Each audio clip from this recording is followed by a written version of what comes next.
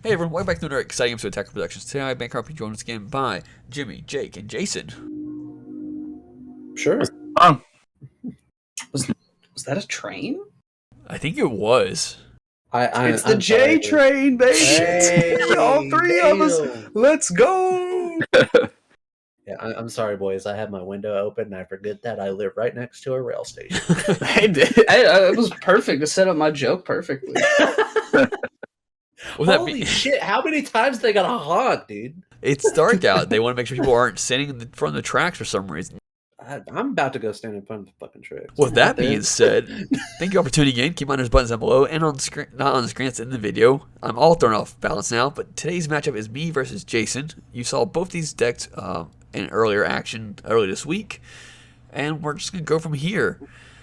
Before we go any further, though, I want to point out that we're currently in this match living in an alternate reality where one card is read differently, or Jason was just that ballsy. We'll see how it goes, and we'll talk about the card when it gets played.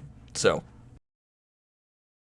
Speaking of talking about cards, Bancroft, I did not get the opportunity to play you this weekend. That's fine. In addition to Attack on Productions not condoning standing on train tracks, what can you tell me about your yellow Broly list? all right. So,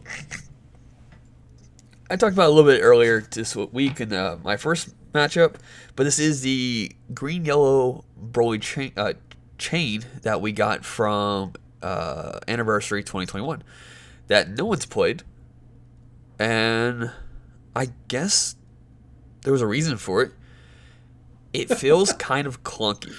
The effects are great, but trying to build a yellow-green deck with a good leader is, in my opinion, kind of hard. And I think me and Jimmy have talked about this a little bit as well, where, Jimmy, you say that you feel like the engine works better in a potentially Cell Surge deck. I tend to think so. Like, Cell Surge is just a really good leader all around, where this leader interacts with a lot of the cards better than Cell. It just feels like Cell makes a lot of these lesser archetypes just kind of have a little bit more pop. Where text on card, every single card that has been face up in this game so far is just fantastic. Just the text is insanely good, but it's just the amalgamation of everything just makes everything just super dull. And like you said, it just feels clunky. It feels slow. I know some people have had some success with it. I don't know what they're doing versus us. They're probably just better players.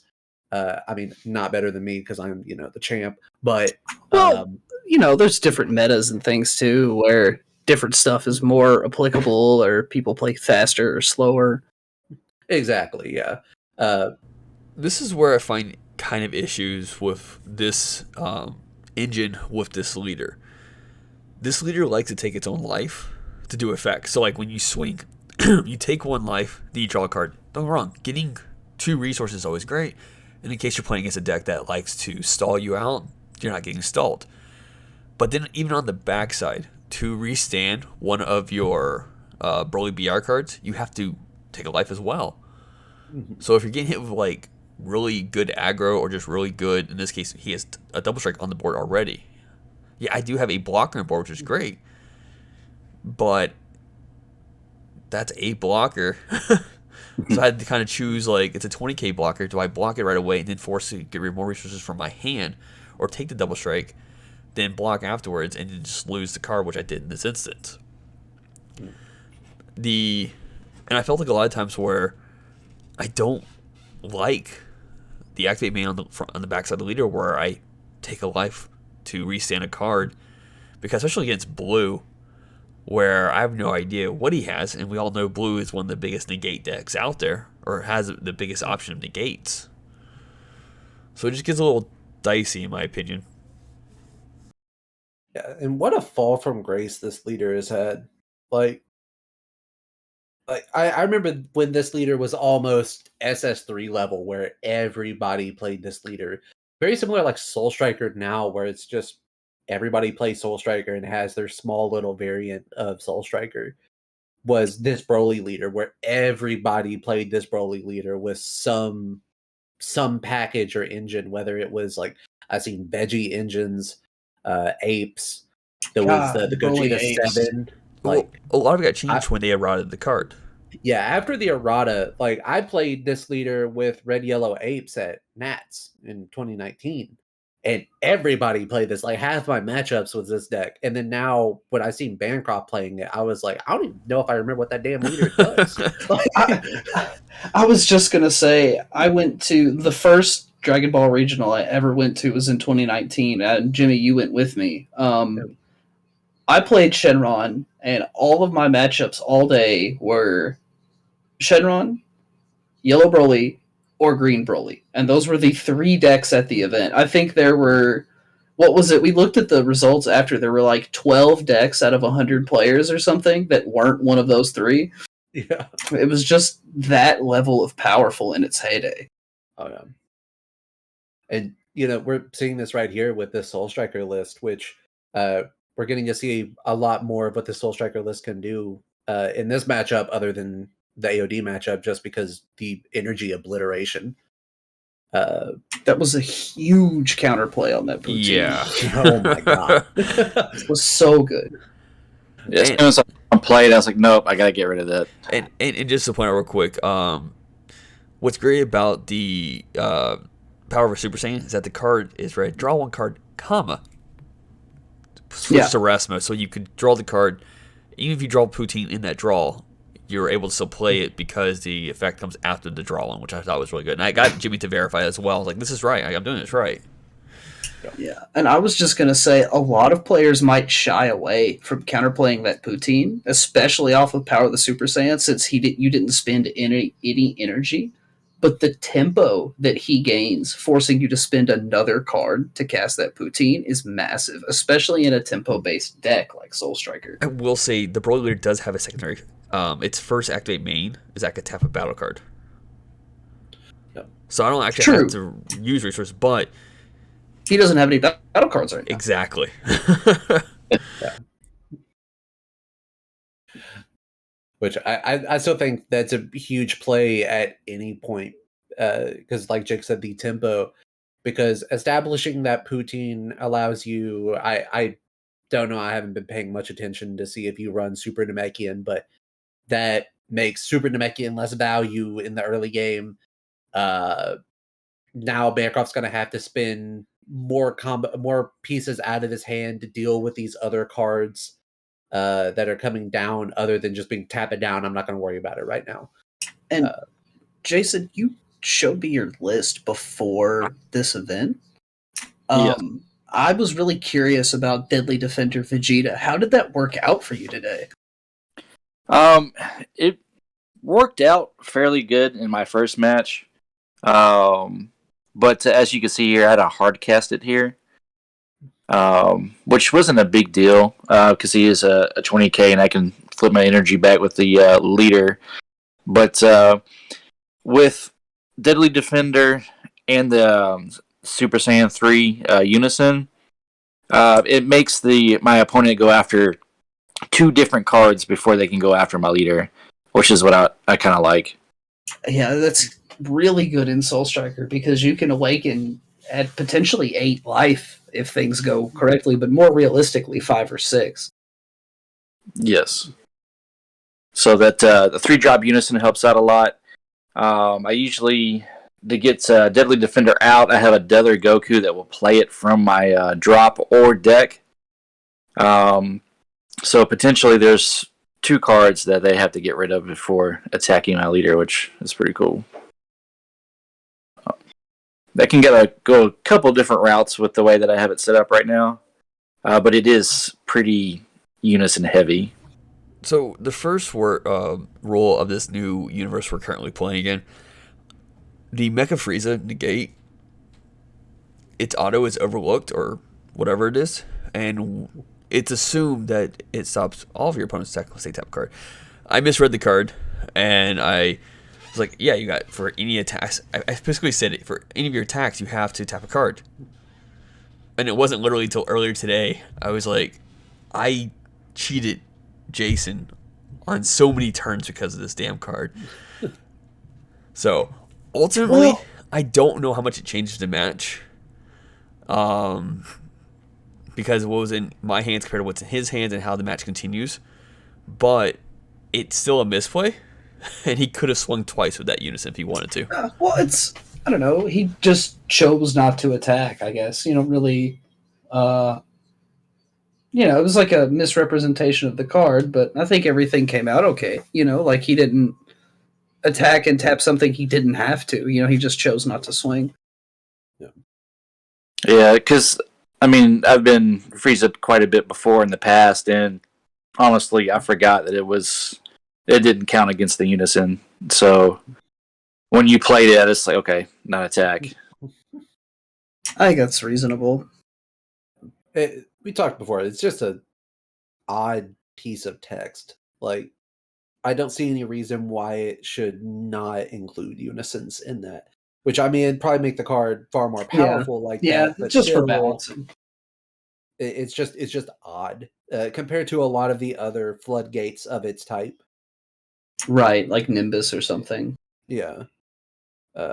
Nimbus allows leader and unison attack still, but I'm comparing robotic to kind of Yellow's themed version of like Topo or something like that. I guess like Dormant Potential might be kind of a possibly apt analogy here. I think we're getting mired down in comparisons. Yeah. So talk about this Trunks, because I think Bannercroft has played this against me once, and then you played it in our matchup. It didn't get really to shine in there, but I always kind of thought the card was neat. Yeah, I like it, and I run two of them in there. It's Super Saiyan 2 Trunks, for the brighter future. So if you have a unison out in play, you can play it for 2. And then his activate battle, so you swing with it, and you got activate battle for 2 more energy, and he gets an extra 10k in triple strike for the battle. Yikes. For 2 energy, potentially 4 energy, it's just, I don't know, man, it's a pretty heavy hitter that you can get out fairly easy. Sure. Big Final Flash. Yeah, it was pretty good. And remind me, it's the energy's reduced, right, for it? Yes, reduced by 2 if you have a unison in play.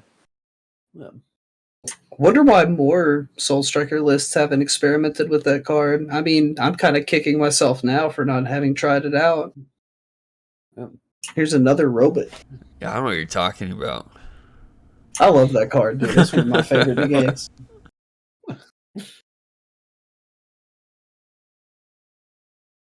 Do you play the any mecha freezes for the 2 cast ability on the Robotic boss? I do not. Yeah, me either. I've wanted to experiment with Clan of Terror, where you look at your opponent's hand and force them to play a battle card. Like ripping out somebody's baby hatch for no value or something like that might be pretty solid. The list when I was working on it was just like, I want to fit this archetype into this deck that no one's played yet, but I feel like I need support with a bunch of just good yellow cards. Yeah, can't blame you. So I got to the point where it's just really tight to try to figure it out, and I don't think the balance is there yet for it. Maybe I'll tweak with it more. Maybe not. We'll see. But stealing my Turtles wasn't a bad idea. I think you mentioned, because it stays in the state it's currently in. If you took the Frieza, you could have used it as a tap, because we're on the assumption, because I'm an idiot and didn't read the card all the way throughout, which it happens apparently. So yeah, I just wanted to take was it, double strike or triple strike? It's a double strike. Double strike. No, it was a good call. Yeah, I had to take that away from you. I like that card too. Yeah, me too. For multiple reasons. His unison has 2 markers on it. Yeah. We out here just gonna say like, "Hey, I like that yellow card. Hey, I like that yellow card." Yellow has good cards, man. Look at my energy. You see it throughout the whole damn thing. Yeah, Wow, yeah, you get so much spice in your energy. That's because I was okay. So I do remember I wanted to just get the engine out, and I'm like, I don't want to charge a multicolor energy that I lose this energy for this turn because of it. You know, I want to be able to maximize my turn to the best, or even maximize my opponent's turn during the combo step. So I got to the point where I have to charge these good yellow cards, or I'm charging a card that's going right into rest mode. Yeah.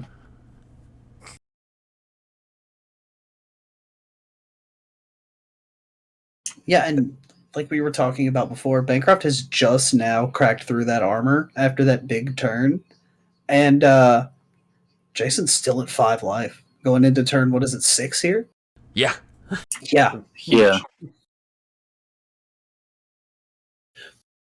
That Deadly Defender soaking up so many attacks, like, is just huge in its own. It's gotten so much value out of there. I think after our match, Jason, like, I kind of told you, like, yo, cut that shit, get rid of it. And then, like, seeing it here, like, I'm kind of taking back what I said. Like, maybe this is like kind of fire. Yeah, it's like having a decent blocker without needing a blocker. Mm-hmm.